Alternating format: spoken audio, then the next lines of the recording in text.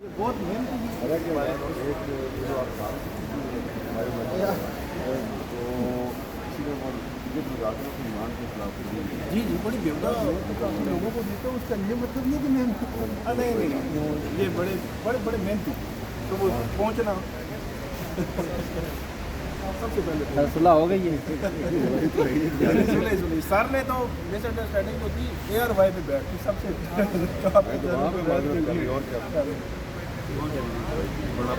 سر تھوڑا سا بتائیے گا آج کے کیس کے حوالے سے. یار آج جسٹس عامر فاروق صاحب کی عدالت میں جو ارشد شریف صاحب کے مرڈر کی انکوائری کے لیے ہم نے جوڈیشل کمیشن بنانے کی جو درخواست دائر کی ہوئی ہے اس کی کافی لمبی سماعت ہوئی ہے، اور اٹارنی جنرل منصور عوان صاحب جو ہیں انہوں نے یہ آرگومنٹ پیش کیا ہے جی کہ اگر جوڈیشل کمیشن بنا بھی دیا جاتا ہے تو اس جوڈیشل کمیشن کو کینیا میں ایکسیس نہیں ملے گی کیونکہ کچھ قانونی پیچیدگیاں ہیں. تو انہوں نے کہا جی کہ ابھی ہم حکومت پاکستان اور کینیا کی حکومت کے درمیان کچھ معاملات چل رہے ہیں، اور کوئی قانونی معاملات جب طے ہو جائیں گے تو پھر اس کے بارے میں سوچا جا سکتا ہے. ہمارا اس میں آرگومنٹ یہ تھا کہ سپریم کورٹ نے ایک سو ووٹو ایکشن لیا تھا، 1.5 سال گزر گیا، اس کی آخری ہیئرنگ پچھلے سال جون میں ہوئی تھی، معاملہ آگے نہیں بڑھ رہا. ارشد شریف کے قتل کے بعد بہت سے صحافی قتل ہو چکے ہیں، اور ایسا لگتا ہے کہ کوئی صحافیوں کو قتل کر لے، اغوا کر لے، ان پہ جھوٹا مقدمہ دائر کر دے تو اس کو کوئی پوچھنے والا نہیں ہے. مجھے پچھلی ہیئرنگ میں جسٹس عامر فاروق صاحب نے کہا تھا کہ آپ کورٹ کو ایک رپورٹ دیں کہ پچھلے 2 سال میں کتنے صحافی جو ہیں ان کی ٹارگٹ کلنگ ہوئی ہے، اور خاص طور پہ یہ سال 2024 میں کتنے صحافیوں کی ٹارگٹ کلنگ ہوئی ہے. تو میں نے کافی دن پہلے وہ رپورٹ جمع کروا دی تھی، آج میں نے کورٹ کو بتایا بھی ہے.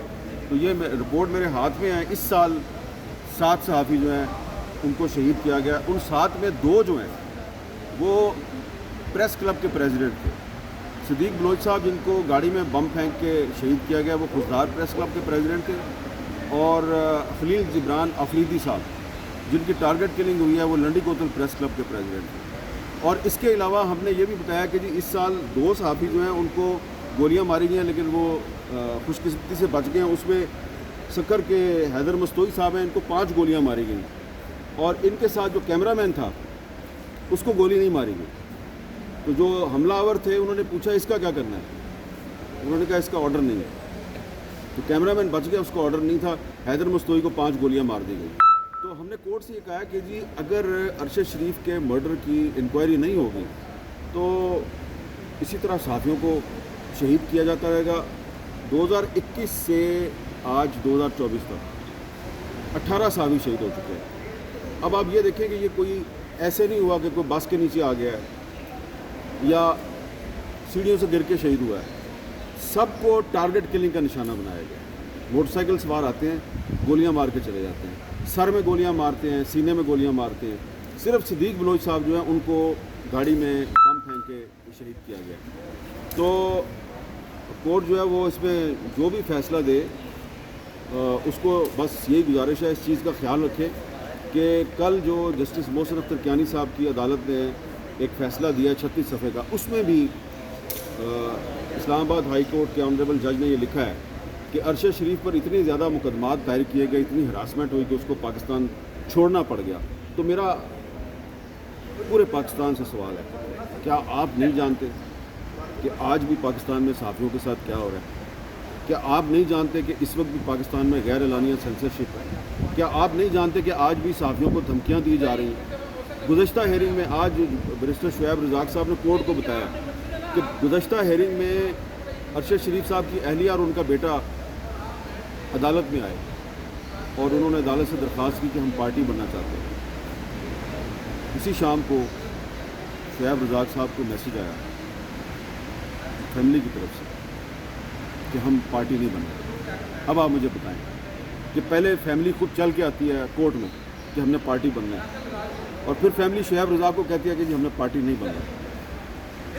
بہرحال ارشد شریف صاحب کی جو دوسری اہلیہ ہیں جویریہ صدیق صاحبہ، انہوں نے آج پٹیشن دائر کر دیا، وہ اس میں پارٹی بن رہی ہے. لیکن اب معاملہ جو ہے وہ ارشد شریف کا نہیں رہا. دیکھیں آپ ارشد شریف کی قبر پہ کبھی جائیں، وہاں پہ لوگوں نے کتبے لگائے ہوئے ہیں، بینرز لگائے ہوئے ہیں کہ اس آدمی کے ساتھ ظلم ہوا ہے، زیادتی ہوئی ہے، اس کو انصاف چاہیے.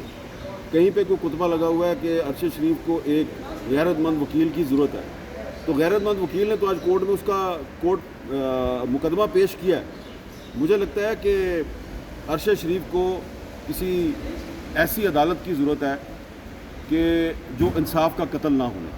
बस मैं इतना ही कहूँगा। अच्छा हामिद साहब, बताइएगा कि छोटे लेवल की अगर बात करें तो बिल्कुल दिलचस्पी है सहाफ़ियों की, जो आपके स्टैंड भी ले रहे हैं, खड़े भी हो रहे हैं।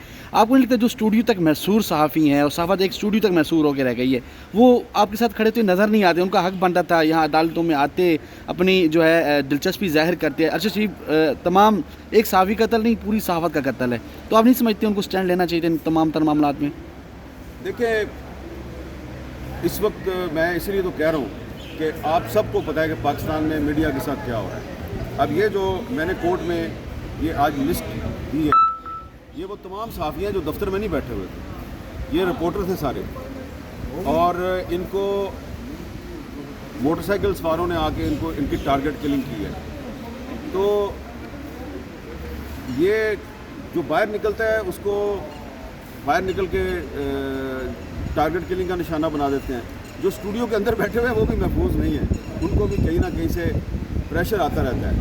तो इसलिए अगर अब अरशद शरीफ जैसा सहाफ़ी, बहुत से लोग कहते थे जी ये जो एंकर होते हैं, ये एंकरों को क्या ख़तरा है जी, ये तो स्टूडियो में बैठे होते हैं। तो अरशद शरीफ साहब भी तो एंकर ही थे ना, मैं भी तो एंकर ही था, मेरे पे भी कातलाना हमला हुआ, अरशद शरीफ पे भी कातलाना हमला हुआ, मैं बच गया, अरशद शरीफ साहब शहीद हो गए। तो इसलिए हम ये कोई हमारा ज़ाती मसला नहीं है, हम कोई अपनी ज़ाती लड़ाई नहीं लड़ रहे, हमारी किसी के साथ ज़ाती दुश्मनी नहीं है। ये पाकिस्तान के मीडिया की आज़ादी की लड़ाई है। और ये जो कोर्ट में मैंने आज रिपोर्ट जमा करवाई है, इस रिपोर्ट में हमने बताया है कि पिछले 3 साल में 18 सहाफ़ी शहीद हो गए हैं, और अगर अरशद शरीफ को इंसाफ नहीं मिलेगा तो फिर अगले साल मज़ीद 8-9 शहीद हो जाएंगे, उसके बाद फिर 10-12 शहीद हो जाएंगे, हो सकता है उसमें दोबारा आप और मैं भी शामिल हो जाए। तो इसलिए इस वक्त बहुत पाकिस्तानी मीडिया जो है वो दबाव का शिकार है। गैर एलानिया जो है वो एक सेंसरशिप है, जिसकी मिसाल जो है वो अब मैं आपको देता हूँ, और मुझे पता है कि आपके टीवी चैनल पे ये नहीं चलेगा, लेकिन क्योंकि आप ये कहते हैं जी कि वो सारे सहाफ़ी यहाँ पे क्यों नहीं आए, तो वो इसलिए नहीं आते कि भाई वो मालकान तो नहीं है ना।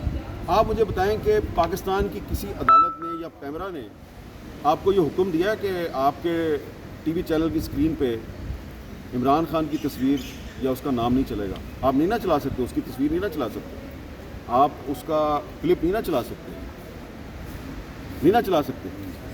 कोई ऑर्डर है पाकिस्तान में इसका? किसी अदालत का कोई ऑर्डर नहीं है, पैमरा को कोई ऑर्डर नहीं है। इसको कहते हैं गैर एलानिया सेंसरशिप। और अगर कोई आपको यहाँ पे हमारे साथ कोई सहाफ़ियों की तंजीमें या बड़े बड़े सहाफ़ी खड़े हुए नज़र नहीं आ रहे, तो उसकी वजह यही है ना, लोगों को अदालतों से इंसाफ की उम्मीद नहीं है।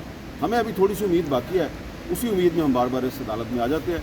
अल्लाह करे कि अरशद शरीफ को इंसाफ मिल जाए और सहाफ़ियों के कत्ल वारत का सिलसिला ख़त्म हो जाए। हामिद भाई, आखिर में ये बताइएगा कि एक सीनियर सहाफ़ी हैं मोहम्मद मालिक, उन्होंने गुज़श्ता रोज़ एक स्पीच की है और उसमें साबिक़ DGI का जिक्र किया है कि अरशद शरीफ पर उन्होंने प्रेशर डाला, दुबई से वो केनिया गए। तो इस हवाले से आप नहीं समझते कि तहकीकात होनी चाहिए? देखिए, मालिक साहब जो है ना, उन्होंने जो एक फैक्ट फाइंडिंग कमेटी बनी थी अरशद शरीफ के मर्डर की इंक्वायरी के लिए, उसमें भी ये बात की थी। उन्होंने को पहली दफ़ा बात नहीं की। उन्होंने इस्लामाबाद प्रेस क्लब में जो सेमिनार हुआ था, जब अभी फैज़ साहब गिरफ़्तार नहीं हुए थे, उन्होंने उसमें भी ये बात की थी। लेकिन मैं अभी किसी को ब्लेम नहीं करूँगा। मेरा मसला सिर्फ ये है कि आप जुडिशल कमीशन बनाएं, उस कमीशन में हम आपको ऐसे ऐसे सबूत पेश करेंगे कि आपको आपके सवालों का खुद ही जवाब मिल जाए। बहुत शुक्रिया सर, थैंक यू। यार ये क्या है?